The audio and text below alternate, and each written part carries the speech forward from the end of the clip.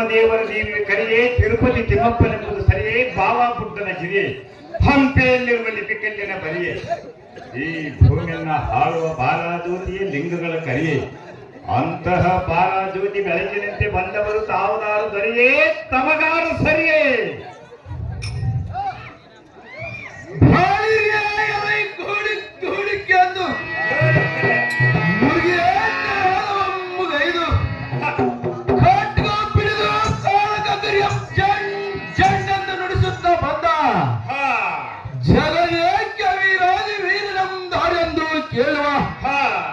ನೀನು ಸೇವಕ ಹೋಗ್ನ ಪರಿಪಾಲಕ ನನಗೆ ಸಾಧ್ಯನು ದೇವಾತ್ಮನ ಮಾಹಿತವನ್ನು ಹೇಳದೆ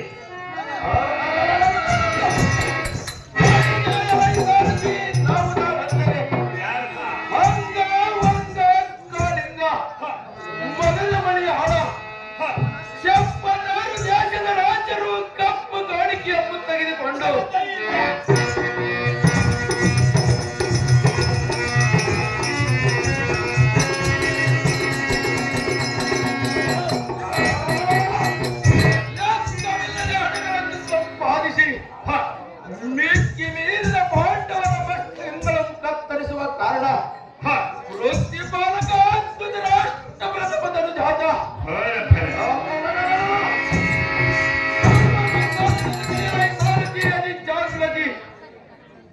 ಕೌರವ ಮಹಾರಾಜನಾದರೂ ಸಹಜವಾಗಿ ದೇವಾಯಿ ಸಭಾತ್ಮಕ್ಕೆ ಬಂದ ತಾತ್ಪರ್ಯವೆಂದು ಕೇಳಿರುವೆ.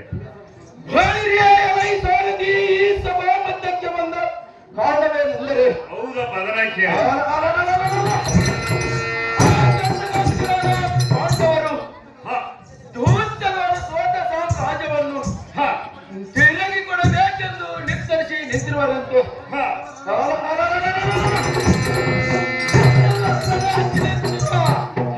ಭೀಮಾರ್ಜುನರು ಒತ್ತ ಉಳಿಸಬೇಕೆಂದು ಒತ್ತ ಕಂಕಣ ಕಟ್ಟಿ ನಿಂತಿರುವೆನು.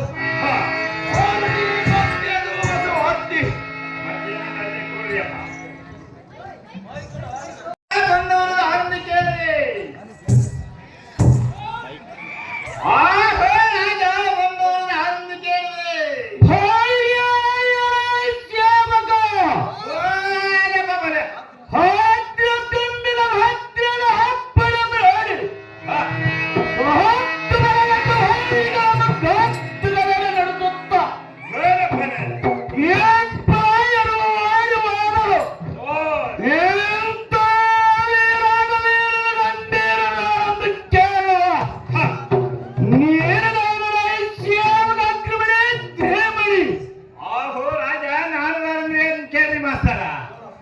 ಓಸಿ ಇಸ್ಪಟ್ ಆಡ್ಬೇಕಂತ ಹೇಳಿ ಅಕ್ಕನ ಮನೆಗೆ ರೊಕ್ಕಕ್ಕೆ ಹೋದೇನ್ರಿ ಮಾಸ್ತರ. ನೋಡ್ರಿ, ಒಂದು ಬಕ್ಕೋರಿ ಒಂದು ಕ್ವಾಣ ಕಟ್ಟಿಕೊಂಡು ಮಾವ ಗಳೆ ಹೊಡಿತಿದ್ದ ಹೊಲ್ದಾಗ. ಹೋಗಿ ಬಗಲಾಗಿ ನಿಂತ್ಕೊಂಡ ಎಷ್ಟ ಹೆಸರು ಬೀಗ ಅಂತ ಇಟ್ಕೊಂಡಿದ್ದ, ಕ್ವಾನ್ ಹೆಸರು ಗುದಿಗೆ ಅಂತ ಇಟ್ಕೊಂಡಿದ್ದ, ತನ್ನ ಹೆಸರು ತುಪ್ಪ ಅಂತ ಇಟ್ಕೊಂಡಿದ್ದ, ಮನೆಗೆ ತನ್ನ ಹೆಂಡತಿ ಹೆಸರು ಓಳಿಗೆ ಅಂತ ಇಟ್ಕೊಂಡಿದ್ದ. ಅವ್ರ ಮನೆಗೆ ಒಂದು ನಾಯಿ ಇತ್ತು, ನಾಯಿ ಹೆಸರು ಅಡವ ಅಡವ ಅಂತ ಹೆಸರು ಇಟ್ಕೊಂಡಿದ್ವಿ. ಕುದುರೆಯೊಳಗ ಮಾವಿನ ಒಳ್ಳೆ ನೋಡಿ ಅಲ್ಲ ಯಾವಾಗ ಬಂದಿಯೇನಪ್ಪ ಮನ್ಯಾಗ ಹೋಳಿಗೆ ಐತೆ ಹುಣ್ಣು ಹೋಗು ಅಂತ ಅವಾಗ ಓದಿನ್ರಿ. ಅಕ್ಕ ಕೈಕಾಲಿಗೆ ನೀರು ತಕ್ಕೊಂಡು ಬಂದು ಕೈಕಾಲು ತೊಳ್ಕೊಂಡು ಬಂಕದಾಗ ಕುಂತ್ಕೊಂಡಿನ್ರಿ ಮಾಸ್ತರ. ಕುಂದ್ರೋದ್ರೊಳಗ ಏನ್ ಉಣ್ತೀಯ, ತುಪ್ಪ ಬರುತ್ತಲ್ಲ ಇರ್ತೀಯಪ್ಪ ಅಂದ. ಅಲ್ಲೇ ತುಪ್ಪಲ್ಲ ಉಣ್ಬಾರ್ದಂತ ಹೇಳಿ ಬಂಕದಾಗ ಕುಂತ್ಕೊಂಡಿನ್ರಿ ಮಾಸ್ತರ. ಕುಂದ್ರೋದ್ರೊಳಗ ನೋಡ್ರಿ ಮಾವ ಗಳೆ ಬಿಟ್ಕೊಂಡ್ ಬಂದ. ಗಳೆ ಬಿಟ್ಕೊಂಡ್ರೊಳಗ ನಮ್ಮ ಭೀಮನ ಪಾರ್ಕ್ ಮಾಡ್ಯಾನಲ್ರಿ, ಅವ್ರು ಎಣ್ಣಿ ಭಾಳ ಅದಾವ್ರಿ ನಮ್ಮ ಶಾಂತಮ್ಮನವ್ರು. ಅದ್ರಾಗ ಒಂದು ಬೆಳಿಗ್ಗೆ ಬಂದು ಅಳ್ಕಂದು ಅಗಸಿ ಬಂದು ನಿಂತ್ಕೊಂಡ್ಬಿಟ್ಟಾಕ್ರಿ. ಅವಾಗ ಮಾವನ ಕ್ವಾಣ ಎಮ್ಮಿ ನೋಡಿ ಬಿಡ್ತೀರಪ್ಪ. ನಾ ಕುಂತಿದ್ನಲ್ಲ ಅಲ್ಲಿಗೆ ತಿರ್ಗೇ ಅಂತ ಬಂದ್ಬಿಡ್ತಿ. ಬಂದಾಗ ಮಾವ ಅಂದ, ಬೀಗನ ಕಟ್ರಿ ಗುದಿಗೆ ತರ್ತಂದ, ಬೀಗನ ಕಟ್ರಿ ಗುದಿಗೆ ತರ್ತಂದ. ಅಲ್ಲೇ ನನ್ನ ಕಟ್ತಾನ ಅಂತೇಳಿ ನಾಲ್ಕು ಮೆಟ್ಟು ಬಿಟ್ಟಿನ್ರಿ ಮಾಸ್ತರ. ಬುಡದೊಳಗೆ ಅವ್ರ ಮನೆಗೆ ಒಂದು ನಾಯಿ ಇತ್ತಲ್ಲ, ನಾಯಿಗೆ ನಾಯಿ ಬಂದಿದ್ದ ಲೊಂಟ ಹಿಡಿದು ಬಿಡ್ತೀರಿ ಮಾಸ್ತರ. ಲೊಂಟ ಹರಿಸಿದ್ರಲ್ಲೇ ಅಕ್ಕನ್ನ ರೊಕ್ಕ ಕೇಳಾರ್ದಂಗ ಹೋಳಿ ಬಂದಂತ ಸಾರಥಿಯನ್ನವರು ರಾಜ ತಮ್ಮನ ಮಾಹಿತಿ ಸಾರಥಿ ಬಲ ಯಾವುದಾರೆಂದರೆ ನೀವು ಯಾರಪ್ಪ?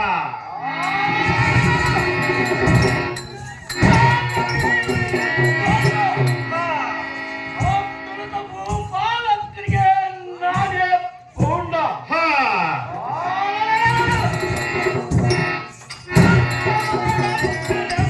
ಬಲ ಬಲ.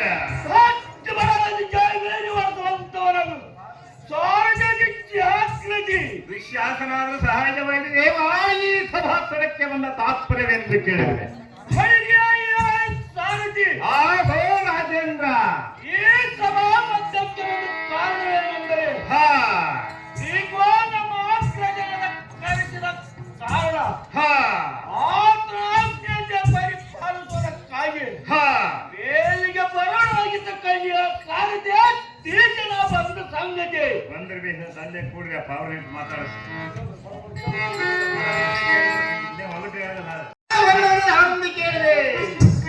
ನೋಡಿ ಮಾತಾಡ್ಕೊಂತ ಕೂತ್ಕೊಂಡ್ರೆ ಏನ್ ಮಾಡ್ಬೇಕು ನಾವು? ಆಹೋ ಗಿಡ್ಡರಾಜ ಒಟ್ಟರ ಪೂಜಾ ಗಡ್ಡ ಬಿಡುವ ಮುಲ್ಲರ ಕಾಜ ಬೆಳ್ಳಿಯ ಡ್ರೆಸ್ ಅನ್ನು ಹಾಕಿಕೊಂಡು ಅಜ್ಜಿಗೆ ಉಳಿಯುತ್ತಾ ಬಂದವರು ಕಾವಲಾರು ರಾಜ ರವಿಕೋಟಿ ತೇಜ. ಹಾ ಫಲ ಫಲ ಹಾ ನನಗೆ ಸಾರಥಿ ಎನ್ನುವ ದೇವಾತ್ಮನ ಮಾಂಕಿತವನ್ನು ಹೇಳಬೇಕು.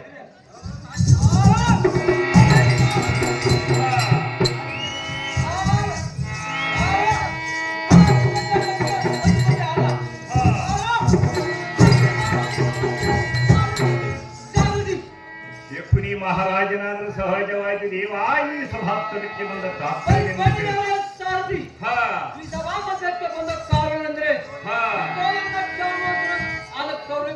ಕಾರಣ ಇಲ್ಲಿಗೆ ಬರೋದುಕೊಂಡ ಸಾರಥಿ ಜಾಗೃತಿ ಬಂದ್ರ ಅಲ್ಲೆಲ್ಲ ನೋಡ ಮಾತಾಡ್ಸೋ ಭಾವನಾದ ಶಕ್ತಿ ಆತುರದಿಂದ ಹೇಳುವನು ಎಲ್ಲರದ್ದು ನುಡಿಯನ್ನು ಲಾಲಿಸು ಹಲವು ಚಾಂದಿಗೆ ಪರವಾಗು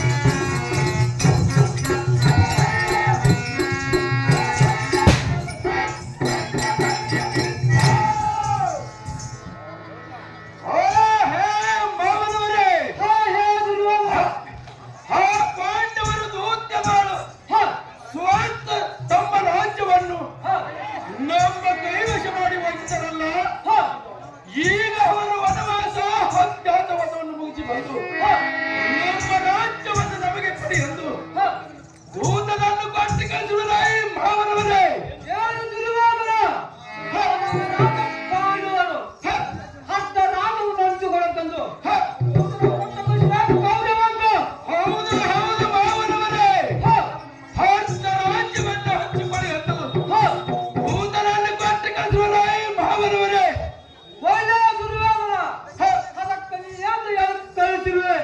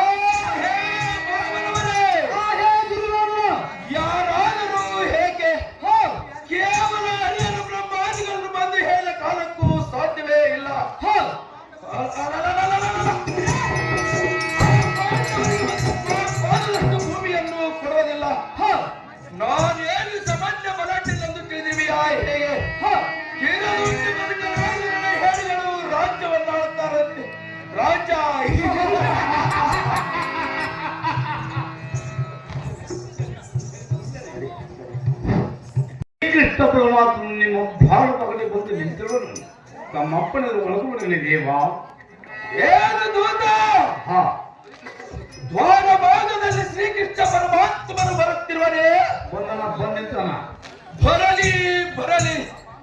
ಆ ಪಾಂಡವರಿಗೆ ದೂತನಾಗಿ ಬರ್ತಿರುವ ಶ್ರೀಕೃಷ್ಣನನ್ನು ಇಲ್ಲಿ ಆ ರಾಜರು ಎದ್ದು ನಿಂತು ನಮಸ್ಕಾರ ಮಾಡಿದ್ದಾದರೆ ಕೂಡಲೇ ಈ ಸಮದಿಂದ ಎದ್ದು ಹೊರಗೆ ಕಳಿಸಬೇಕಾಗುತ್ತದೆ.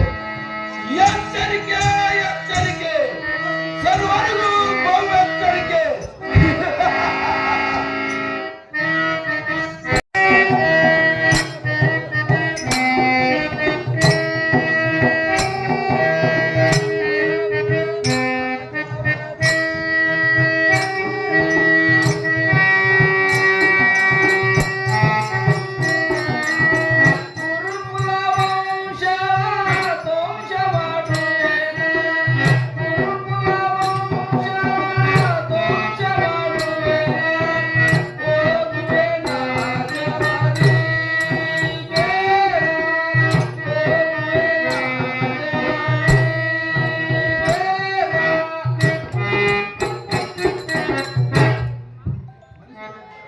ಮನಸ್ಸಿನಲ್ಲಿ ನೆನೆಸಿದ ಮಹಾನ್ ವ್ಯಕ್ತಿಗಳಿಗೆ ನನ್ನ ಅನಂತನ ವಂದನೆಗಳು.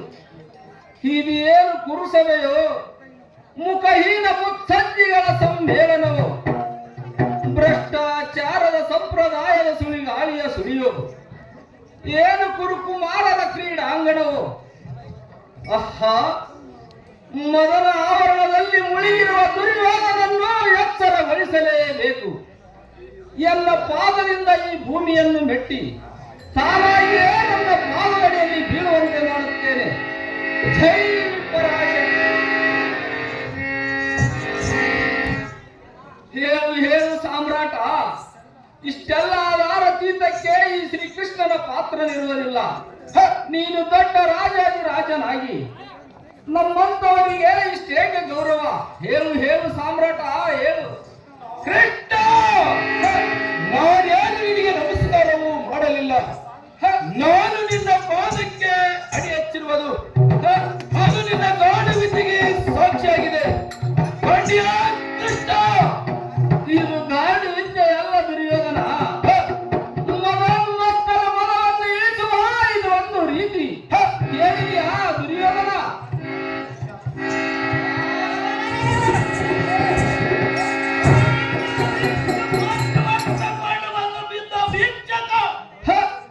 ಪ್ರಥಮದಲ್ಲಿ ನಿನ್ನ ಪಂಚ ಪ್ರಾಣವನ್ನು ಉಳಿಸಿಕೊಳ್ಳಲು ಯೋಚನೆಯನ್ನು ಮಾಡು. ಬರೇ ಬಾಯಿಂದ ಮಾತಾಡಬೇಡ. ಕಡಿಯ ಕೃಷ್ಣ. ಈ ದುಶ್ಯಾಸನ, ಭಾರತದ ವೀರರು ಎಂದಿಗೂ ಭಿಕ್ಷೆಯನ್ನು ಬೇಡುವುದಿಲ್ಲ.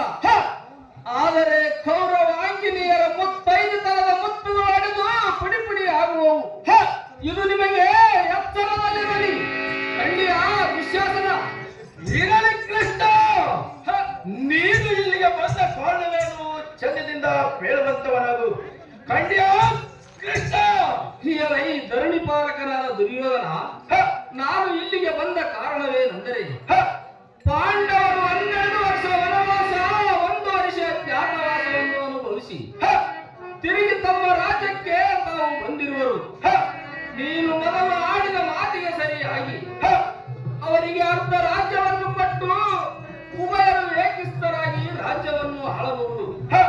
ನೀನು ಆಡಿದ ಮಾತಿಗೆ ಸರಿಯಾಗಿ ಅವರಿಗೆ ಅರ್ಧ ರಾಜ್ಯವನ್ನು ಹಂಚಿಕೊಡೆಯ ದುರ್ಯೋಧನ.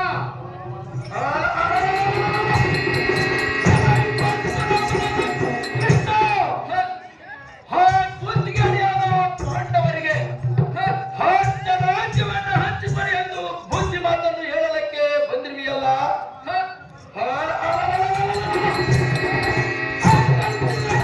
ಪಾಂಡವರಿಗೆ 1 ಕೋಟಿ ಭೂಮಿಯನ್ನು ಕೊಡುವುದಿಲ್ಲ.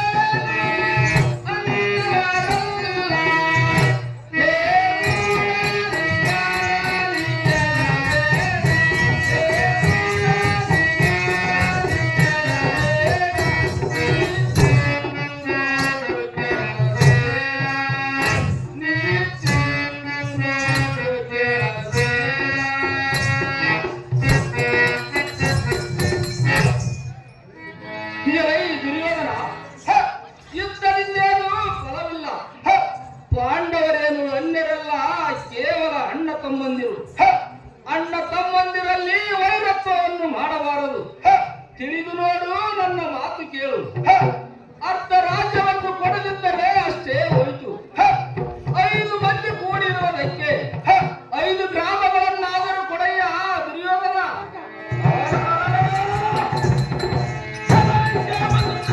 ಕೃಷ್ಣ, ಹ, 5 ಗ್ರಾಮವನ್ನಾದರೂ ಕೊಡಿ ಎಂದು ಹೇಳ್ತಿರುವೆಯಲ್ಲ.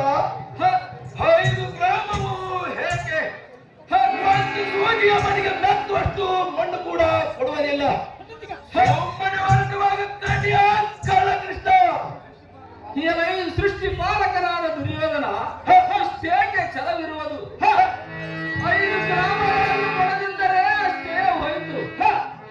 5 ಮಂದಿ ಕೂಡಿರುವುದಕ್ಕೆ 1 ಗ್ರಾಮಗಳನ್ನಾದರೂ ಕೊಡಯ್ಯ ದುರ್ಯೋಧನ.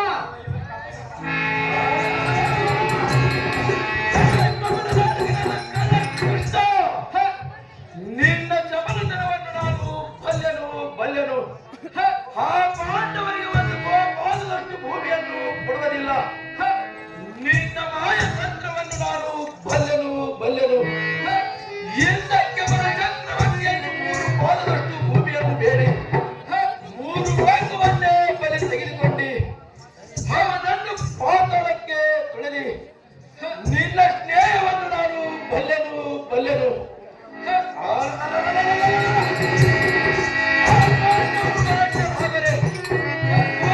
ಯುದ್ಧವನ್ನು ಮಾಡಿ ರಾಜ್ಯವನ್ನು ಗೆದ್ದುಕೊಂಡು ಹೋಗಲಿ.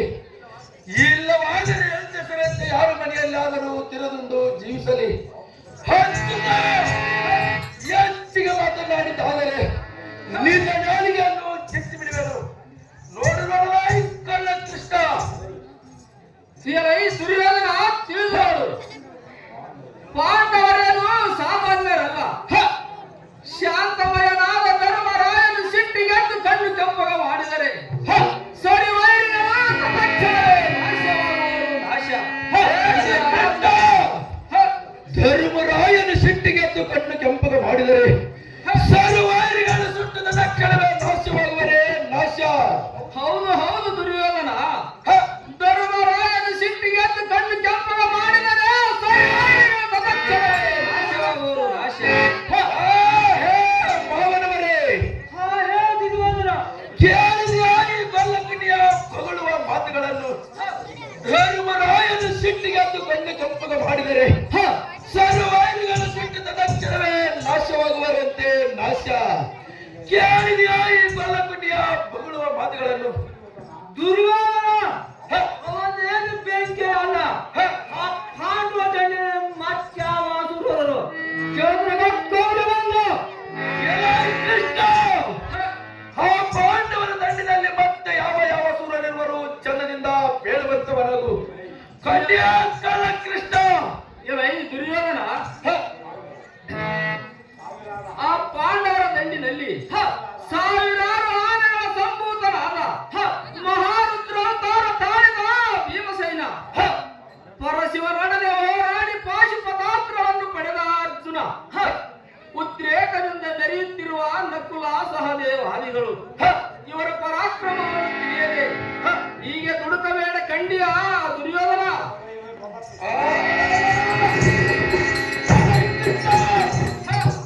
ಪಾಂಡವರ ಪರಾಕ್ರಮವನ್ನು ನನ್ನ ಮುಂದೆ ಕೊಚ್ಚಬೇಡ. ಧರ್ಮರಾಯನಂತೂ ಕೈಲಾಗದರಣ ಹೇಳಿ ಆ ಒಂಟಿ ಮಾತನಾದ ಭೀಮ, ನಪುಂಸಕನಾದ ಅರ್ಜುನ,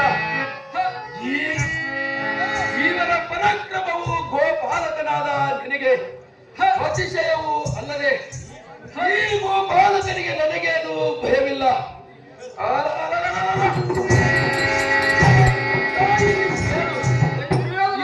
ಚೆನ್ನಾಗಿ ಹೇಳುವಂತವನಾಗು.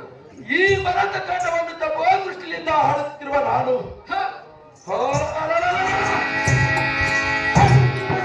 ಅರಿವದಕ್ಕೆ ಕಾಲವಿಷ್ಟಿನ ಸರ್ಪ ಬಾಣವನ್ನು ಪಡೆದ ಕರ್ಣ ಭೀಮನ ರಕ್ತವನ್ನು ಕುಡಿಯೋದಕ್ಕೆ ಸಿದ್ಧನಾಗಿ ನಿಂತಿದ್ದಾನೆ ನನ್ನ ತಮ್ಮ ದುಶ್ವಾಸನ. ಇವರ ಪರಾಕ್ರಮವು ನಿನ್ನ ಜ್ಞಾಪಕದಲ್ಲಿ ಇಟ್ಟುಕೋ. ಕೃಷ್ಣ, ದುರ್ಯೋಧನ, ನಿನ್ನಿಂದಲೇ ನಿನ್ನ ಕುರುವಂಶಕ್ಕೆ ನಾಶ ತಂದುಕೊಳ್ಳಬೇಡ. ಖಂಡಿಯ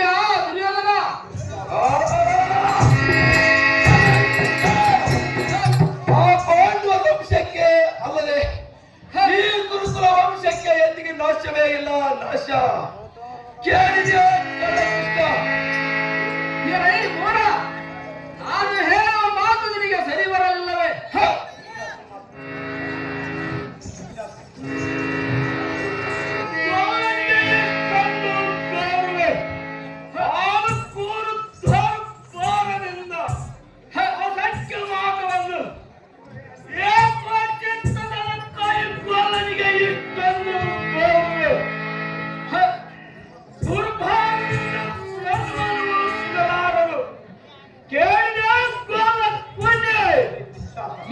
ದುಶ್ಯಾಸನ, ಇಂದು ನಾಯಿ ಹರಿದಾಡುತ್ತಿರುವ ವ್ಯಕ್ತಿಯು ನಾಳೆ ಸಾಮ್ರಾಟವಂತೆ ತನ್ನ ಆತ್ಮ ತೇಜಸ್ಸಿನಿಂದ ಪ್ರಪಂಚದ ಕಣ್ಣನ್ನು ಕುಚ್ಚಿಸಲಿರಲಾರದು. ಹಿಂದೆ ನಿಸರ್ಗದ ಕೃಪೆ ಆದರೆ ಮುಖವನ್ನು ಮೇಲನೆಯಿಂದ ಮೇಲಕ್ಕೆತ್ತಿದ ಅಂಕುರವು ಮಹಂಬರವಾಗಿ ಬೆಳೆಯಲ್ಪಡುತ್ತದೆ. ಇದು ನಿಮಗೆ ಜ್ಞಾಪಕದಲ್ಲಿರಲಿ. ಖಂಡಿಯ ದುಶ್ಯಾಸನ.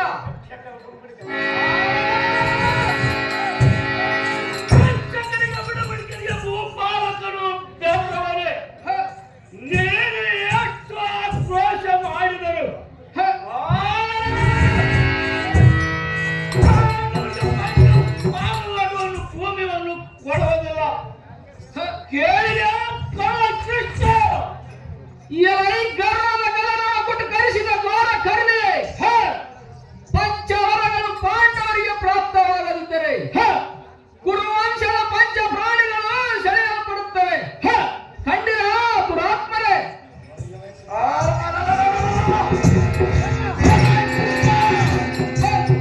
ಹೆಚ್ಚಿಗೆ ಮಾತನಾಡಿದ್ದಾದರೆ ಈ ಗೋಯಿಲ್ ಯಾಕಲಿಂದ ನಿನ್ನ ತಲೆ ಢೋಲ್ಪಡೆ ಮಾಡಿದು ನುಚ್ಚು ನೂರು ಮಾಡಿಬಿಡುವೆನು. ನೋಡೋಣ ಕೃಷ್ಣ. ದುರಾತ್ಮರೇ, ಅಖಂಡವಾದ ನಿಷ್ಕಾಮ ಕರ್ಮ ಯೋಗವನ್ನು ಆಚರಿಸಲು ಬಂದರೆ ಈ ಕೃಷ್ಣನ ದೇಹಕ್ಕೆ ನಿಮ್ಮ ಗದಗಳ ಪೆಟ್ಟು ಏನು ಮಾಡಬಲ್ಲವು? ಎಲೈ ದುರಾತ್ಮರೇ, ಹಿಮಾಲಯ ಪರ್ವತದ ಸಾಗಿ ದೇಹದ ಮೇಲೆ ಬೀಳಲು ಬಂದರೆ ಅದು ತನ್ನಷ್ಟಕ್ಕೆ ತಾನೇ ಹೊಡೆದು ಚೂರು ಚೂರಾಗುವುದು ನಿಸಾತ್ಮರೇ. ಪಂಚಮಹಾಸಾಗರಗಳು ಏಕಕಾಲಕ್ಕೆ ಉಕ್ಕೇರಿ ಹರಿದು ಬಂದರೆ ಈ ನನ್ನ ಪಾದ ಸ್ಪರ್ಶದಿಂದ ಪತ್ತಿ ಹೋಗುವ ದುರಾತ್ಮರೇ. ಎಲೈ ಕೃಷ್ಣ, ಯಾಕೋಚಿದ ದನ ಕಾಯುವನಾದ ನೀನು ನನಗೆ ಎಳಿಸಿ ಮಾತನಾಡುತ್ತಿರುವೆಯಾ? ತಮ್ಮ ದುಶ್ಯಾಸನ, ಏನು ಮಾಡುತ್ತಿರುವೆ? ಸಿಕ್ಕ ಸಿಕ್ಕ ಚಪ್ಪಲಿರುವ ಈ ಗಲ್ಲಗುಡಿಯನ್ನು ಕಟ್ಟಿ ಹಾಕುವಂತವನದು ಕೇಳಿದ್ಯಾ ಕೃಷ್ಣ? ಯಾರು ಕಟ್ಟದಿಲ್ಲವೇ? ಹಾಗಾದ್ರೆ ನಾನೇ ಕಟ್ಟುತ್ತೇನೆ.